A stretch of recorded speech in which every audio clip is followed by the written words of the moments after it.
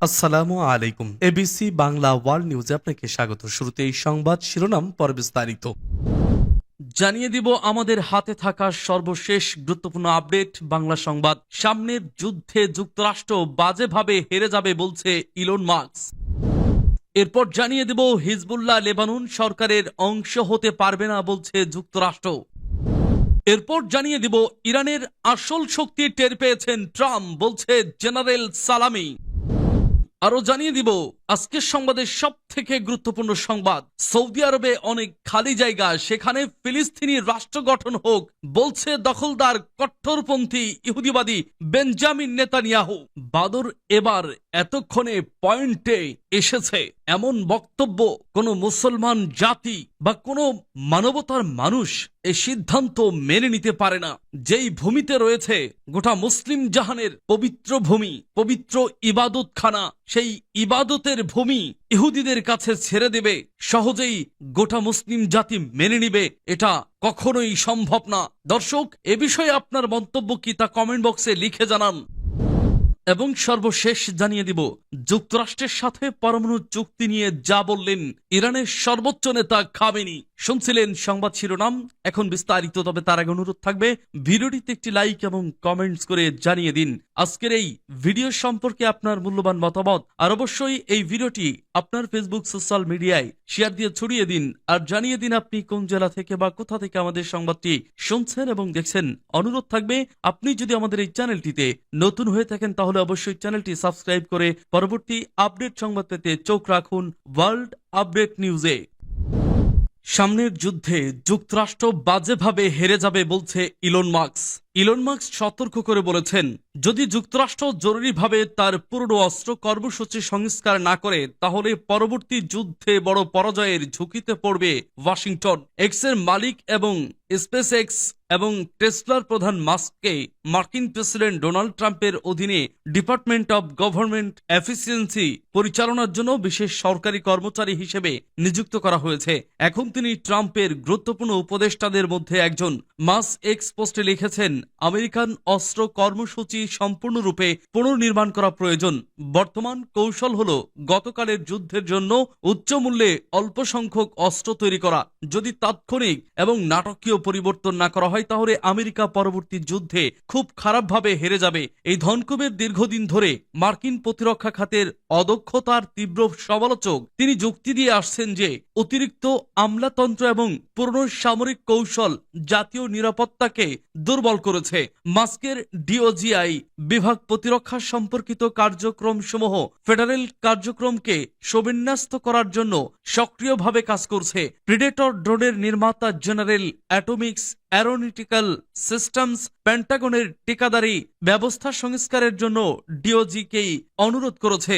বর্তমান প্রক্রিয়াটিকে চীন ও ইরানের মতো দেশগুলির হুমকি মোকাবেলায় অত্যন্ত ধীর এবং আমলাতান্ত্রিক বলে অবহিত করেছে।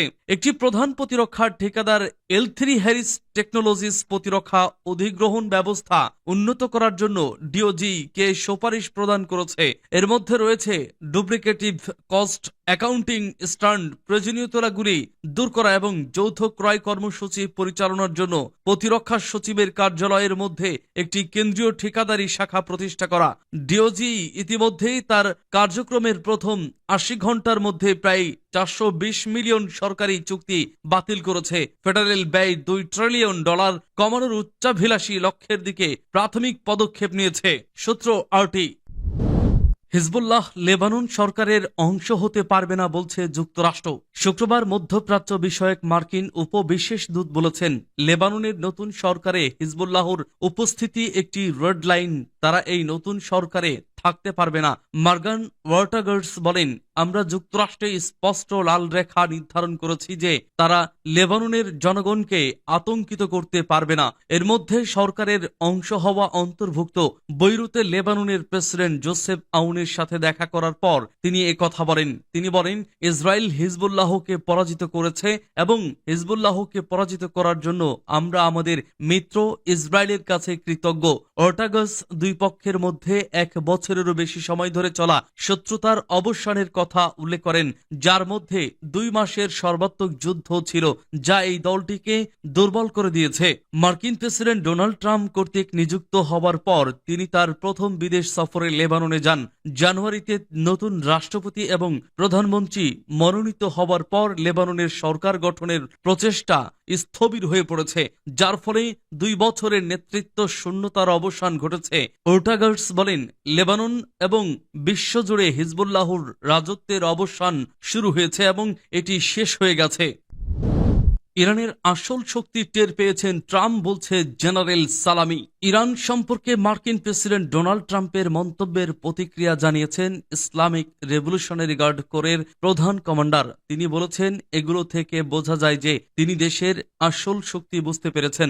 বুধবার ওভাল অফিসে ইসরায়েলি প্রধানমন্ত্রী বেনিয়ামিন নেতানিয়াহুর সাথে কথা বলার সময় ট্রাম্প ইরান বর্তমানে দুর্বল এই ধারণার ক্ষেত্রে ভিন্ন মত পোষণ করেন। ট্রাম্প বলেন, তারা দুর্বল নয়, তারা এখন খুবই শক্তিশালী। সাংবাদিকদের সাথে কথা বলার সময় আইআরজিসি প্রধান মেজর জেনারেল হোসাইন সালামি বলেন, এটি ট্রাম্পের সবচেয়ে সঠিক পর্যবেক্ষণগুলির মধ্যে একটি, কারণ তিনি বাস্তবসম্মতভাবে ময়দানটি দেখেছেন। তিনি আরো বলেন, একটি কুস্তি ম্যাচে বিপরীত পক্ষ ক্ষমতা আরো ভালোভাবে বোঝে যখন দুজন কুস্তিগির একে অপরের শক্তি আরো ভালোভাবে বুঝতে পারে। সালামি বলেন, ট্রাম্পের রায় আসলে তার প্রথম মেয়াদে ইরানের শক্তি সম্পর্কে উপলব্ধি করার উপর ভিত্তি করে, যখন ইসলামিক প্রজাতন্ত্র ইরাকে আমেরিকান সেনাদের উপর বিশাল ক্ষেপণাস্ত্র হামলার মাধ্যমে জেনারেল কাসেম সোলাইমানিকে হত্যার প্রতিক্রিয়া জানিয়েছিল। সালামি বলেন, তিনি একেবারে সঠিক মূল্যায়ন করেছেন। ইরান দুর্বল হয়নি, বরং এটি আগের চেয়ে অনেক শক্তিশালী হয়ে উঠেছে, যা সকলেই স্পষ্ট দেখতে পাচ্ছেন। ট্রাম্পের তথাকথিত সর্বোচ্চ চাপ প্রচারণা পুনরুদ্ধারের বিষয়ে মন্তব্য করে আইআরজিসির প্রধান কমান্ডার বলেন, ট্রাম্পের প্রথম মেয়াদেও এই ধরনের ইরান বিরোধী চাপ বিদ্যমান ছিল, যার লক্ষ্য ছিল ইসলামিক প্রজাতন্ত্রের অর্থনৈতিক জীবনরেখা বন্ধ করে দেওয়া, যার ফলাফল ছিল আমাদের জাতীয় অর্থনীতির আরো সমৃদ্ধি হয়েছে। সৌদি আরবে অনেক খালি জায়গা, সেখানে ফিলিস্তিনি রাষ্ট্র গঠন হোক, বলছে নেতানিয়াহু। দখলদার ইসরায়েলের প্রধানমন্ত্রী বেনিয়ামিন নেতানিয়াহু এবার স্বাধীন ফিলিস্তিন রাষ্ট্র প্রতিষ্ঠার জন্য উদ্ভট এক তথ্য দিলেন। তার দাবি, সৌদি আরবে অনেক খালি জায়গা আছে, তাই সেখানে ফিলিস্তিনিদের জন্য একটি রাষ্ট্র করতে, এমনকি প্রস্তাবিত গাজা, পশ্চিম তীর ও পূর্ব জেরুজালেম নিয়ে ফিলিস্তিন রাষ্ট্র প্রতিষ্ঠার দাবিকে ঊর্ধ্বত্তর সঙ্গে নাকচ করেছেন তিনি। খবর আনাদুলু এজেন্সির। বৃহস্পতিবার ইসরায়েলের ডানপন্থী সংবাদ মাধ্যম চ্যানেল 14 কে দেওয়া সাক্ষাৎকারে নেতানিয়াহু বলেন, ফিলিস্তিনিদের রাষ্ট্র প্রতিষ্ঠা করতে দেওয়ার মতো যথেষ্ট জায়গা সৌদি আরবে আছে। সৌদি কর্তৃপক্ষ সৌদি আরবে একটি ফিলিস্তিন রাষ্ট্র প্রতিষ্ঠা করতে পারে, সেখানে তাদের অনেক ভূমি আছে। ইসরায়েলের সঙ্গে সম্পর্ক স্বাভাবিক করার ক্ষেত্রে স্বাধীন ফিলিস্তিন রাষ্ট্র প্রতিষ্ঠার শর্ত দিয়েছে সৌদি আরব। সে বিষয়ে জানতে চাওয়া হলে ইসরায়েলের প্রধানমন্ত্রী বলেন, ইসরায়েল রাষ্ট্রকে বিপন্ন করবে এমন কোনো চুক্তি তিনি করবেন না। নেতানিয়াহু বলেন, বিশেষ করে ফিলিস্তিন রাষ্ট্র তো নয়, 7ই অক্টোবরের পরও আপনি কি জানেন সেটা কি? একটি ফিলিস্তিনি রাষ্ট্র ছিল, এটিকে গাজা বলা হতো। হামাসের নেতৃত্বে গাজা ছিল একটি ফিলিস্তিনি রাষ্ট্র। নেতানিয়াহুর যুক্তরাষ্ট্র সফরকালে এই সাক্ষাৎকারটি নেয় চ্যানেল 14। যুক্তরাষ্ট্র সফরের শুরুতে মার্কিন প্রেসিডেন্ট ডোনাল্ড ট্রাম্পের সঙ্গে একটি যৌথ সংবাদ সম্মেলন করেন ইসরায়েলি প্রধানমন্ত্রী নেতানিয়াহু। এই সংবাদ সম্মেলনেই গাজা দখলে নেওয়ার মতো উদ্ভট পরিকল্পনা ঘোষণা করেন ট্রাম্প। তবে ওই সংবাদ সম্মেলনের পরপরই সৌদি জানায়, স্বাধীন ফিলিস্তিন রাষ্ট্র প্রতিষ্ঠা ছাড়া তারা ইসরায়েলের সঙ্গে সম্পর্ক নিয়ে কোনো আলোচনা করবে না।